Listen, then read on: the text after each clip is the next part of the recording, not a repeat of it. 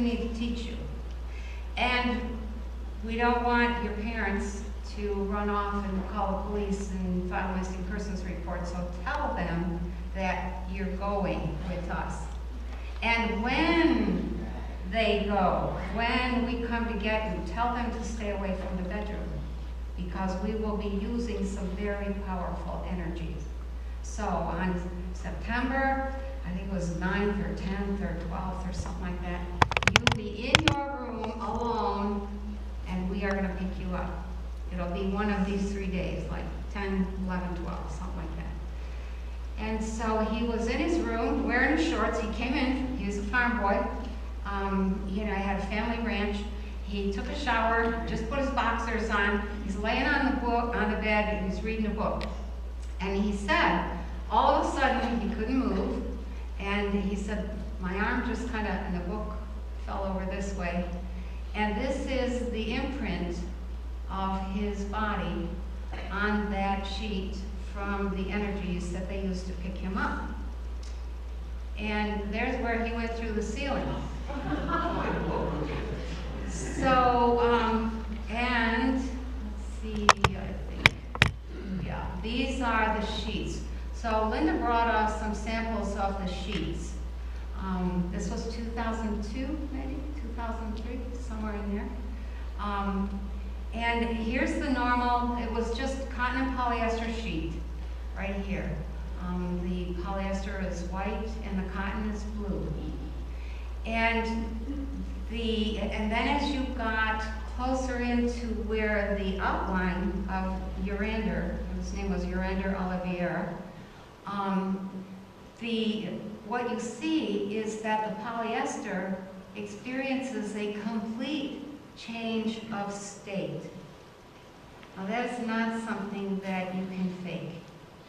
In the same way that you can't fake expulsion cavities, and you can't fake bent nodes, and you can't fake a lot of stuff.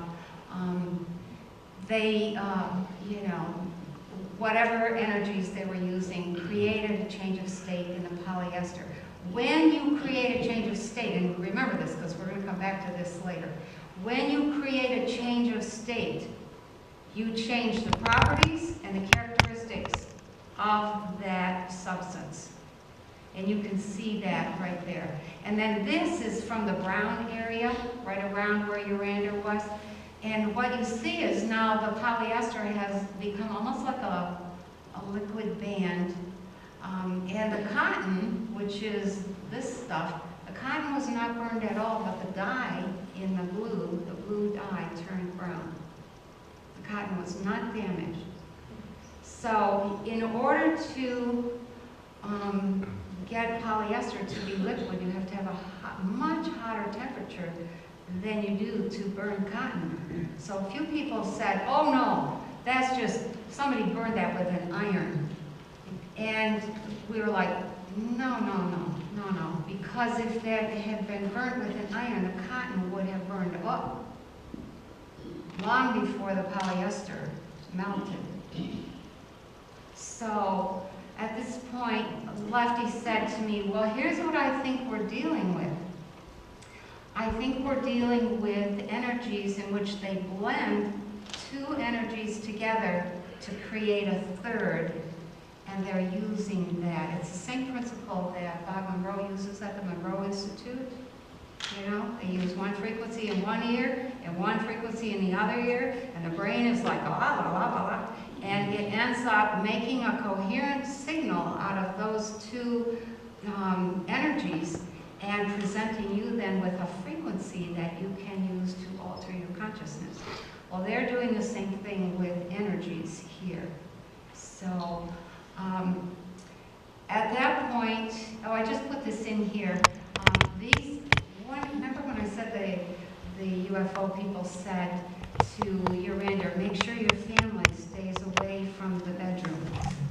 They said, at the moment that we are picking you up, you will hear stones falling on the front porch roof, which I guess was some kind of metal roof.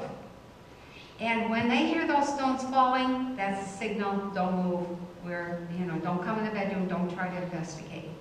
And these were just a few of the stones. All of the stones that they dropped were shaped like little bitty UFOs. And I have one. I always think I'm going to remember to bring one, but I left it home. So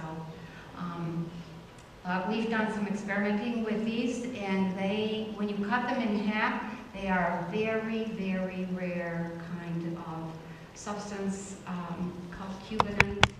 It's not very common here at all. So these were, we call these Urander stones. I taped one to the back of my wrist for 3 days.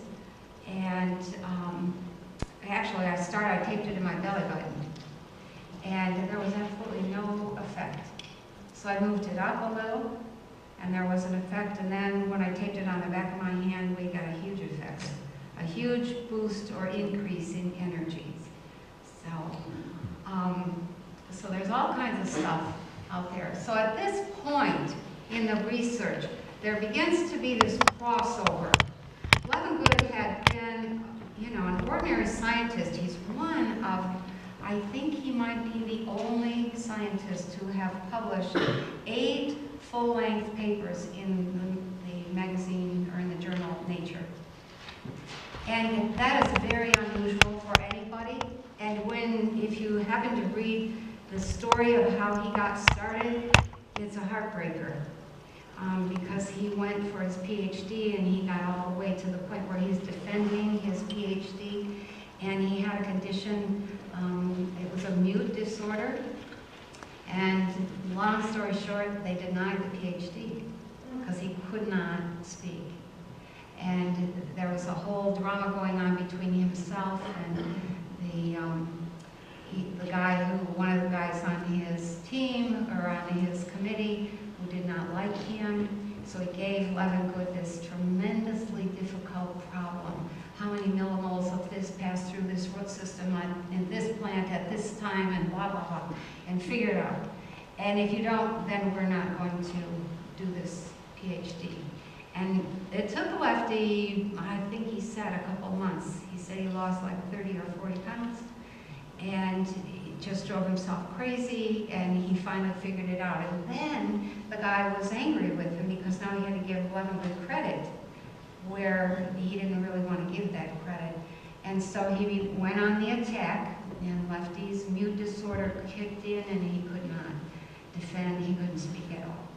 So they did not give him the PhD, but his work was so stellar that he was, he was invited everywhere to speak, to work, to do research, and so, he had early lessons in humility. And those stood him in very good stead later when he took up crop circle research. Because the more he reported what he was finding in the lab, the less and less he was able to get published anything. Nobody wanted his papers, nobody wanted his articles, and even he and I wrote a paper after we figured out how calculations were done. Our first paper was published, but the second one, which dealt with calculations, basically everybody said, nope, I'm not going to review that. I'm not going to be the peer who reviews that paper. So that paper is still unpublished. But there came a point when Levengood's entire original work began to come together with his crop circle research. Now, his original work had to do with this one central question. The question was, what is it that makes a plant or allows a plant to uptake all this water and fluid and minerals and nutrients and raise it up the plant against the force of gravity and build out that leaf structure? What's going on? How is that plant doing that? And he had done quite a bit of research in those areas and all kinds of stuff. So So he was a major plant physicist to begin with in Seedsman. And then there came a point where a couple key things happened. The first one was that Levengood had been introduced to somebody who was supposedly a UFO contactee. And he said, this is what he said to me, she looked ordinary. And I said, yeah. But one day he was over collecting samples from her yard. Some very unusual things happened in this gal's yard. And she said to him, you don't look very good. You look terrible, as a matter of fact. Why don't you come in and let me give you a treatment? Now, for a scientist of his stature to submit to this quote-unquote treatment was just, you know, he said, I would have said no under any other circumstances, but she was right. I felt terrible. I thought I was going to puke all day. So he goes in, she says, lay on the sofa. He lays on the sofa, she puts one hand on his head and one hand on his abdomen. And she just sat there. He said, she didn't even do anything. I said, well, could you feel anything? He said, no. So after 20 minutes, she says, I think you're all done. You know, you can go home now. So he gets up and he goes home. And he had, at that point in his life, for something like 25 years, a problem every single morning. He would get up and he would be so nauseous and so dizzy he had to hang on to something in order to get his balance and wait for the nausea to pass. And then he would, you know, go about his day. And sometimes he said it didn't pass. And this particular day that he was in Dory's yard, it didn't pass. And that's why he felt so terrible, looked so terrible. So the next morning, after this treatment, he gets up and he goes about his business, and he said halfway through the morning, he thought, whoa, I didn't feel bad this morning. Oh, it must have just been a coincidence. So then the next morning, he gets up and he goes about his business and says, whoa, I think, well, we'll see. So about a week later, he's realizing that something has fundamentally changed. That his gallbladder is working, he's not feeling nauseous, and he has no explanation for that. And that's a terrible thing for a scientist, is to not have an explanation. So he said at that point, we should be investigating this. People have strange energies. And that was the point at which he went out looking for people who had unusual energies. And so he, you know, Gail had heard, Dory had invited him into I forget what the group was called, but it was a group that was headed by John Mack, who was doing investigations into UFO contactee or abductees. And so Levengood attended some of those and invited almost everybody in the group one at a time to come into the lab. And he had this gobbledygook bunch of wire, 80,000 turns of number 40 wire or something that he was using to try to measure energies with, and it wasn't working.